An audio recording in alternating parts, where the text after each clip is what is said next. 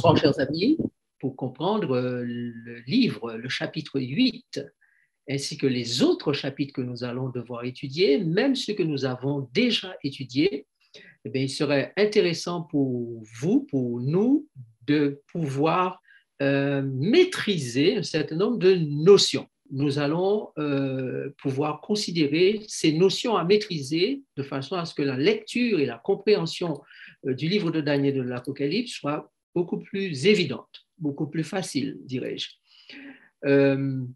Il faut aussi que vous compreniez que cette introduction, cette partie-là va durer le temps que nous fassions l'étude de cet après-midi, puisque ce sera particulièrement intéressant d'avoir connaissance de ces notions. Et nous allons devoir revenir dans une deuxième étude pour le contenu vraiment du chapitre 8 et le combat entre le bélier et le bouc, puisqu'il s'agit bien d'un combat entre deux animaux, le bélier et le bouc.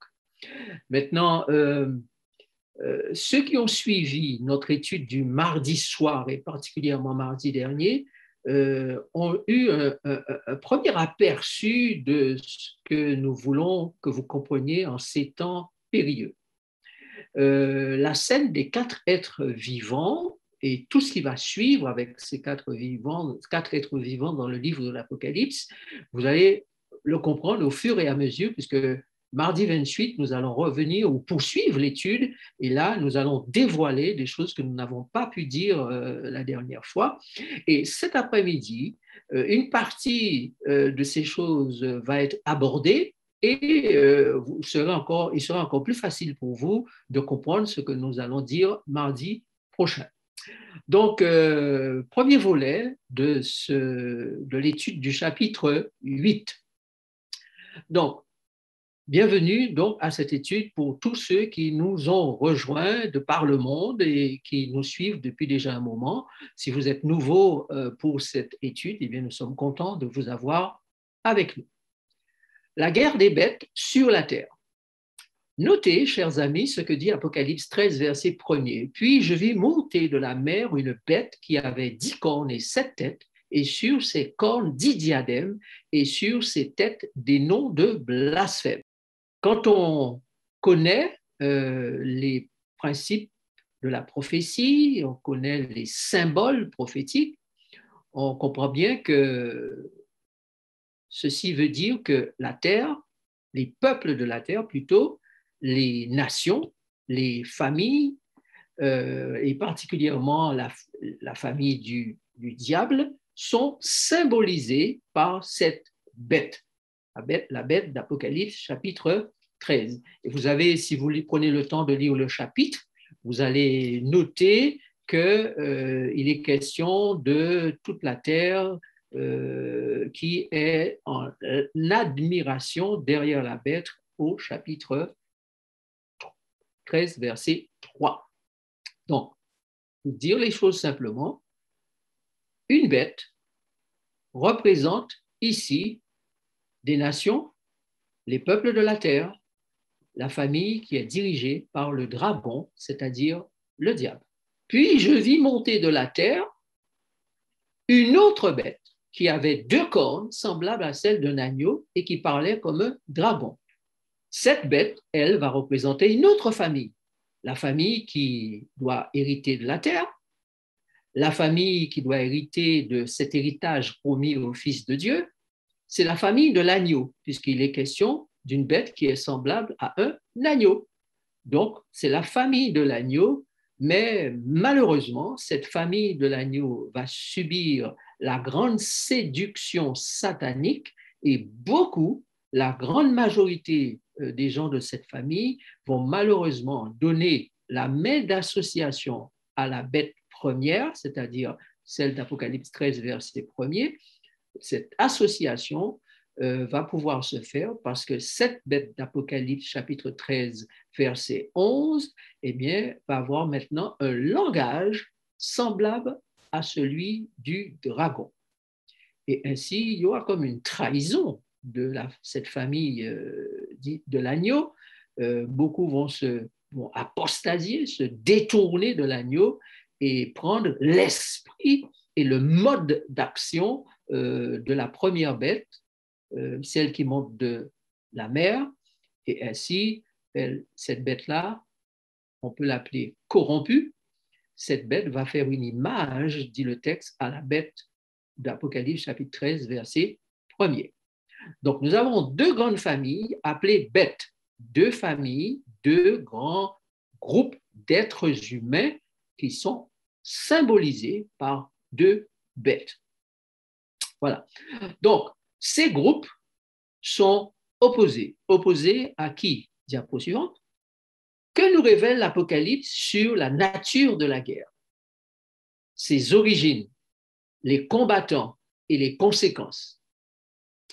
Nous allons maintenant lire ces deux textes, Apocalypse 12, versets 7 à 9 et 12, verset 17.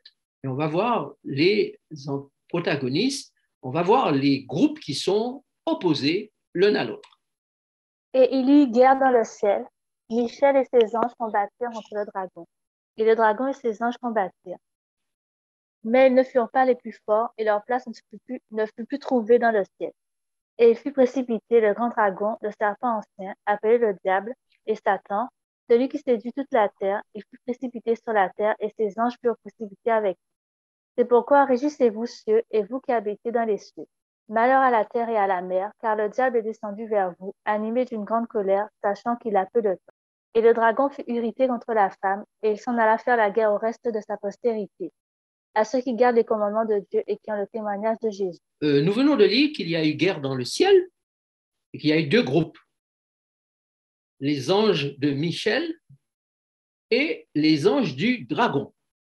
Donc, on sait qu'il y a deux grands combattants, Michel et le dragon. Michel est celui qui est semblable à Dieu, c'est donc Jésus, et le dragon, qui est le serpent ancien, qui est le diable. Donc, Michel a sa famille et le dragon a sa famille. D'accord? Les deux familles vont entrer en conflit. Si vous lisez le verset 11 du chapitre 12, où nous sommes, eh bien, il est question de victoire. La famille de Jésus va remporter la victoire sur la famille du dragon. Mais il est dit bien que le dragon est irrité et il va faire la guerre au reste de la postérité, à ceux qui gardent les commandements de Dieu et qui ont le témoignage de Jésus. Donc, si vous choisissez de garder les commandements de Dieu, si vous choisissez de rendre témoignage qui est dans la ligne même, la lignée du témoignage de Jésus, attendez-vous à être persécuté. Vous entrez en guerre contre le dragon. Donc, la première notion que nous devons avoir en tête lorsque nous lisons et étudions les bêtes dans Daniel, les bêtes dans l'Apocalypse, c'est que nous sommes dans un contexte de guerre. D'accord? Et cette guerre se déroule entre des entités que la Bible appelle des bêtes, sous la direction de deux esprits, l'esprit de l'agneau, Jésus, et l'esprit du dragon, le diable. Maintenant, lorsque nous lisons le texte, la Bible nous dit, le texte nous dit que la guerre a commencé dans le ciel. Si la guerre a commencé dans le ciel, donc c'est une guerre d'esprit, une guerre d'anges, puisque les anges sont des esprits. Donc la terre, puisqu'il est dit malheur à la terre et à la terre va être soumise plutôt au pouvoir séducteur de Satan, l'ange déchu, et au pouvoir des démons, c'est-à-dire des anges déchus. D'accord? Donc, nous avons une guerre qui n'est pas une guerre d'humains, des humains contre les humains. C'est une guerre d'esprit, d'anges, ange contre ange. Et les anges peuvent se servir, prendre possession, être dans ces humains et les font agir, penser, faire, réagir de différentes manières. Et vous comprenez bien, puisque la nature du dragon, c'est menteur et meurtrier, ceux sur lesquels il a influence, une grosse influence, ceux qu'il a séduits vont être des menteurs et des meurtriers.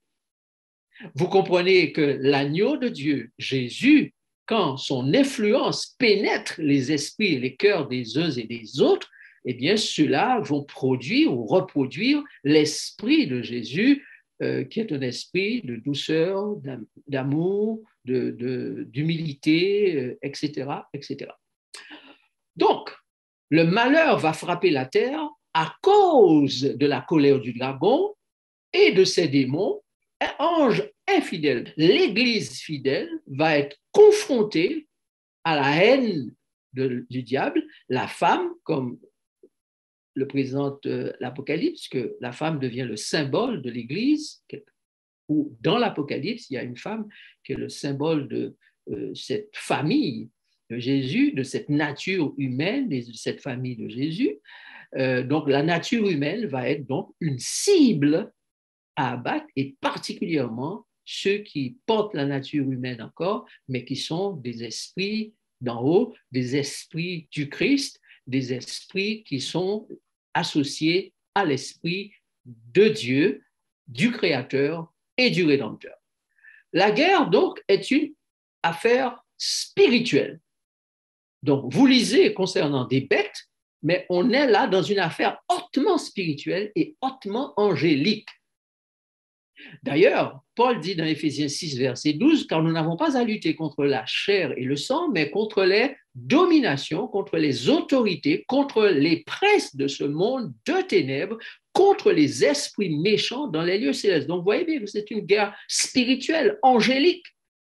Ce n'est pas une guerre de chair et de sang, c'est-à-dire d'êtres humains. C'est d'abord une guerre que se livrent les esprits, et nous voici au milieu de ce conflit, et nous devons prendre part d'un côté ou de l'autre. Nous sommes affectés d'une manière ou d'une autre. D'accord ?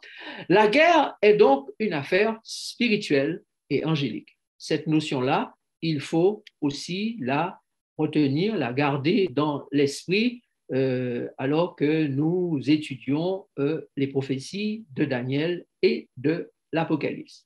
La Bible dit auquel des anges. Donc, puisque nous sommes dans une guerre, et il y a deux camps, on peut parler d'anges fidèles et d'anges infidèles. D'anges en accord associés à des anges qui soutiennent la cause du Christ, et on peut parler d'anges infidèles qui sont opposés à la cause du Christ.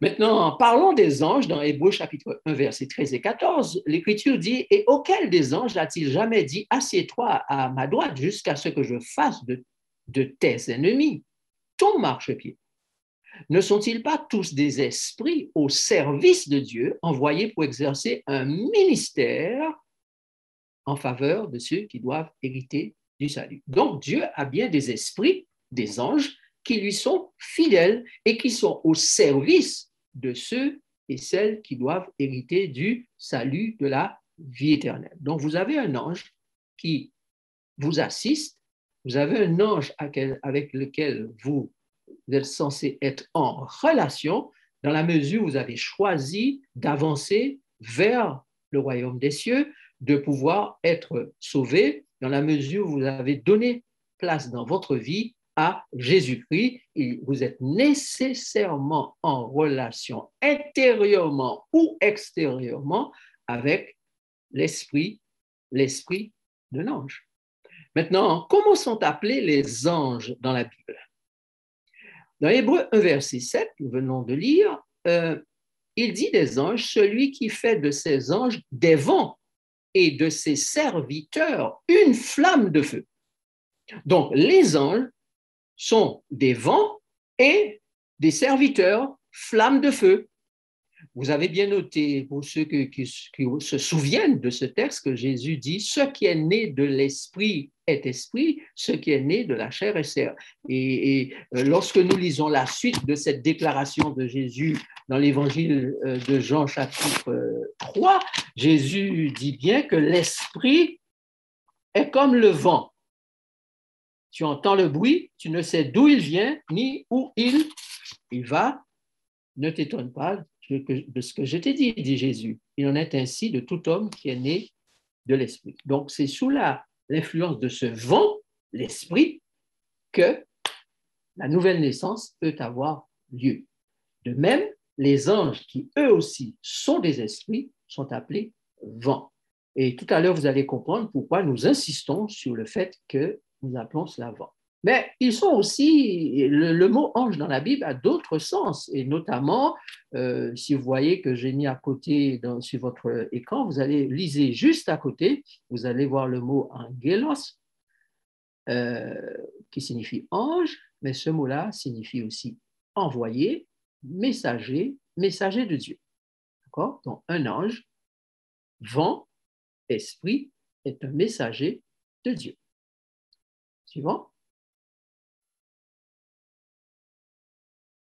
Là, vous voyez aussi, l'accent est mis sur le mot vent ou esprit dans le hébreu que nous venons de lire, et le mot qui est utilisé, c'est pneuma. OK? Et ce mot-là, pneuma, qui est un mot grec, signifie esprit, chose spirituelle, vérité, inspiration. Donc, le mot qu'on a traduit dans le texte biblique par vent, ne sont-ils pas tous des vents, ce que le Père appelle les vents et les flammes de feu? Eh bien, ce mot-là signifie aussi esprit, spirituel, chose spirituelle, vérité et inspiration. Comment est appelé le souffle dans la Bible? Regardez maintenant, ce sont des différents mots que je vous donne, mais ils sont en relation. Donc, suivez bien les mots qui vous sont donnés et vous allez voir qu'il y a des relations. Parce que nous allons avoir à faire une conclusion tout à l'heure. Cette conclusion est importante. Le mot ici utilisé dans Ecclésiaste, avant que la poussière retourne à la terre et comme elle y était et que l'esprit retourne à Dieu qui l'a donné, ce mot-là, c'est ouak.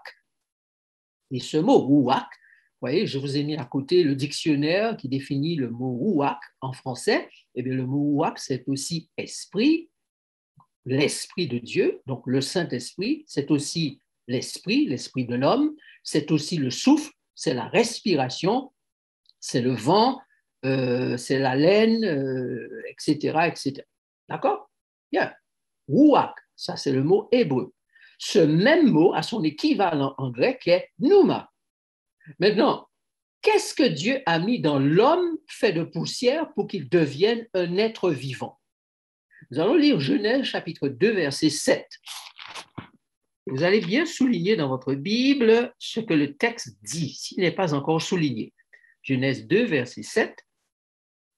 L'Éternel Dieu forma l'homme de la poussière de la terre.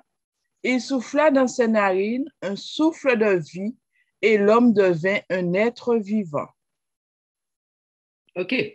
Alors, nous avons vu tout à l'heure, chers amis, que le mot traduit ici par souffle est ruach. Et ce mot signifie esprit, vent, n'est-ce pas, respiration, etc. Donc, Dieu a donné à l'homme, introduit dans l'homme son souffle. Son souffle. OK? Bien. Mais ce même mot que nous avons lu tout à l'heure, okay, dans le livre de la Genèse, lorsque nous lisons Dieu forma l'homme de la poussière de la terre et souffla dans ses narines souffle, le mot n'est pas ruach, le mot c'est enat shama. Puis ailleurs, on trouve ruach, on trouve afar, plusieurs mots. Donc on a des mots qui vont nous donner un sens pour la compréhension de la phrase. Donc, ce mot-là, ici, vous avez le mot nefesh, par exemple, eh bien, il signifie âme, souffle, animaux, vivants. Vous avez juste en haut, l'homme devint un être. Donc, le mot être, c'est nefesh. Et ce mot-là va signifier âme, souffle, animaux, vivants, être, serviteur, esclave, personne, etc. Un être. Okay? Et l'être va devenir vivant. Mais pour que Adam devienne un être vivant, eh bien, Dieu a dû faire quelque chose, mettre quelque chose en lui. Donc, résumons et suivez bien. Non, on revient à la diapo précédente. On reste sur cette diapo. En-at shama, ruach, afar sont inclus dans la construction de l'être humain. À la mort, le en-at shama, la respiration cesse. Et le ruach, le souffle ou esprit de Dieu, retourne à Dieu. Et l'être vivant ou l'animal fait de poussière, afar adama nefesh, kai, c'est-à-dire l'homme fait de poussière de la terre, donc adama c'est la terre, donc l'homme fait de poussière de la terre, eh bien cet homme-là cesse d'exister. Le corps vivant issu de la terre n'est plus. Donc, une fois que l'homme perd sa respiration, une fois que le souffle, l'esprit que Dieu a mis dans l'homme retourne à Dieu, la chair va pourrir, elle n'est plus, le corps disparaît. D'accord? Alors, vous devez comprendre que cette notion à retenir pour comprendre ce qui va se passer plus tard dans l'étude du chapitre 8 et dans l'étude des autres bêtes avec les guerres qui ont lieu, cette notion-là, retenez-la comme étant l'homme, être vivant ou animal, puisque nous sommes faits de la même matière que l'animal. Donc, l'être vivant est un animal. La seule différence, c'est qu'il a le souffle ou l'esprit de Dieu en lui. Dieu a mis son esprit. Et l'esprit de Dieu ici n'est pas la respiration, le en-at shama. Vous savez, Dieu a donné à l'homme la capacité de respirer de façon inconsciente. Ça, c'est le en-at shama. Mais le ruach ou le pneuma, c'est le souffle, c'est l'esprit de Dieu, c'est quelque chose qui appartient à Dieu, qui vient de Dieu, qu'il a mis en l'homme pour garantir son existence. Donc, le résumé de tout cela, de quoi l'être vivant et humain est-il véritablement fait? Donc, il est fait de souffle ou esprit, ruach, pneuma, l'être de poussière ou corps animal vivant, nefesh, afar, kaé, n'est-ce pas? Et la respiration, souffle de vie, qu'on appelle en-at shama, doublé du ruach, pneuma ou esprit. Donc, en l'homme, il y a deux choses qui pourraient être semblables au vent, à l'esprit, c'est le en-at shama et le ruach, pneuma, ce qui permet à l'homme d'avoir trois dimensions, comme Dieu en a trois. D'accord? La dimension de l'esprit qui est en lui, la dimension du corps et la dimension du souffle de vie ou de la respiration, ce qui permet à l'homme d'être en vie. Car si vous ne respirez pas, pour fournir de l'oxygène à vos cellules, à votre sang, vous allez mourir. D'accord? Mais cette respiration est ce qu'on appelle le sympathique, c'est-à-dire c'est quelque chose d'automatique que Dieu a mis en l'homme et qui est entretenu par le système nerveux. D'accord? Donc, vous n'avez aucun contrôle là-dessus. Vous dormez, vous respirez, vous dormez, votre cœur bat, vous dormez, les fonctions de votre corps continuent à être. Et voilà, maintenant, ça, c'est le en-at shama. Maintenant, le ruach ou esprit, pneuma, c'est autre chose qui va être mis en vous par Dieu et qui a été mise en l'homme par Dieu et qui va lui permettre de fonctionner en accord avec la volonté de Dieu ou pas, car il reste être libre. Maintenant, remarquez quel autre sens a le mot ange dans la Bible. Vous avez noté que l'Écriture dit celui qui fait de ses anges des vents, donc des esprits, et de ses serviteurs une flamme de feu. Donc, les anges de Dieu sont à la fois esprit, vent et flamme de feu. D'accord? Maintenant, lorsque nous lisons Jude chapitre 1, versets 5 à 8, vous allez pouvoir voir une notion supplémentaire et très importante. Et nous lirons ensuite 1 Pierre chapitre 3, verset 18. Je veux vous rappeler à vous qui savez fort bien toutes ces choses, que le Seigneur, après avoir sauvé le peuple et l'avoir tiré du pays d'Égypte, fit ensuite périr les incrédules. Il a réservé pour le jugement du grand jour, enchaînés éternellement par les ténèbres, les anges qui n'ont pas gardé leur dignité, mais qui ont abandonné leur propre demeure. De Sodome et Gomorrhe et les villes voisines, qui se livrèrent comme eux à l'impudicité et à des vices contre nature, sont donnés en exemple, subissant la peine d'un feu éternel. Malgré cela, ces hommes aussi, entraînés par leur rêverie, souillent pas réellement leur chair, méprisent l'autorité et injurient les gloires. Christ aussi a souffert une fois pour les péchés, lui juste pour des injustes, afin de nous amener à Dieu, ayant été mis à mort quant à la chair, mais ayant été rendu vivant quant à l'esprit. OK. Alors, tu as lu très, très vite. Je vais te demander de reprendre les textes et tout le monde va te suivre et tu vas lire lentement. Parce que c'est souvent la lecture rapide qui fait que nous ratons un certain nombre de notions importantes. On relit lentement et posément et vous vérifiez, regardez votre texte si vous l'avez sous vos yeux à l'écran et notez bien les notions, les idées qui sont ici proclamées. On y va. Je veux vous rappeler, à vous qui savez fort bien toutes ces choses, que le Seigneur, après avoir sauvé le peuple et l'avoir tiré du pays d'Égypte, fit ensuite périr les incrédules. Attends, peux-tu me résumer en une phrase ce que tu viens de lire? Il s'agit de quoi? Qu'est-ce qu'on nous dit là? Eh bien, que les injustes, ceux qui ne croient pas, ont été, comment dire, ont été mis à mort, ont été tués. Tu vois, le texte lu lentement nous permet de comprendre. Je veux vous rappeler, frères et sœurs, vous qui savez fort bien toutes ces choses, que le Seigneur, qu'est-ce qu'il a fait, le Seigneur? Après avoir sauvé le peuple, c'est-à-dire Israël, l'avoir tiré du pays d'Égypte, il a donc fait sortir d'Égypte son peuple, il a fait périr les incrédules, c'est-à-dire les Égyptiens. C'est ce que le texte nous dit. Dieu a sauvé Israël et a fait périr les Égyptiens. Suivant, le texte suivant, voilà. Et qu'en est-il de ces Égyptiens? Que dit la Bible? Qu'il a réservé pour le jugement du grand jour, enchaînés éternellement par les ténèbres, les anges qui n'ont pas gardé leur dignité, mais qui ont abandonné leur propre demeure. D'accord.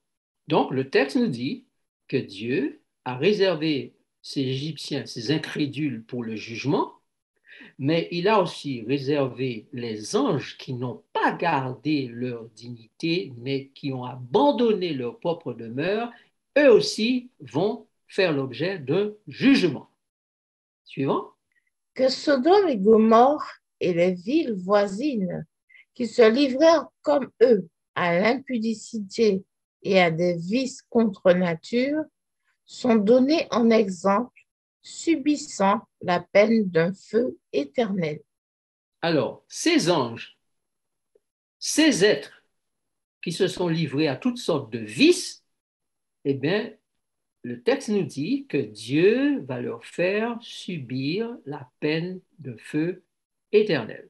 Des hommes se sont conduits comme les anges qui ont abandonné leur demeure, c'est-à-dire les anges tombés, déchus.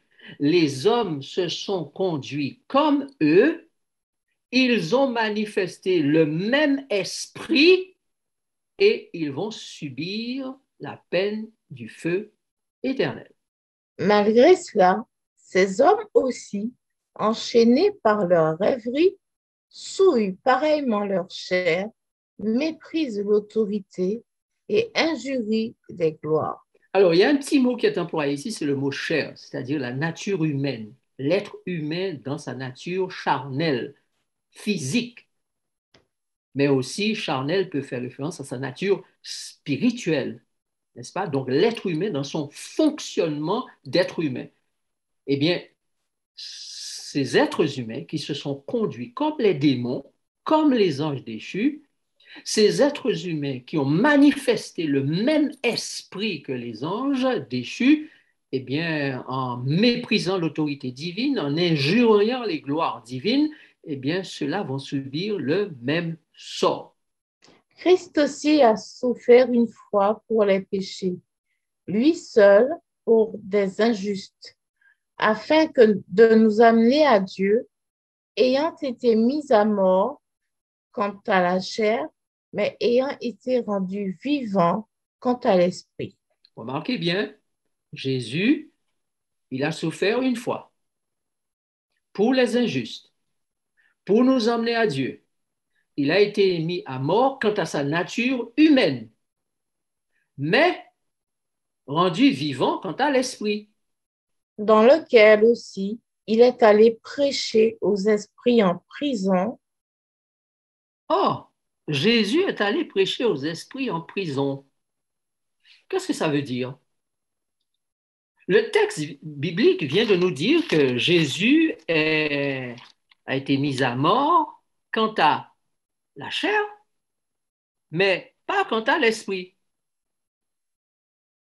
Et avec cet esprit-là, il s'est adressé aux esprits en prison. De quelle prison parle-t-on ici? Eh bien, celle de la chair.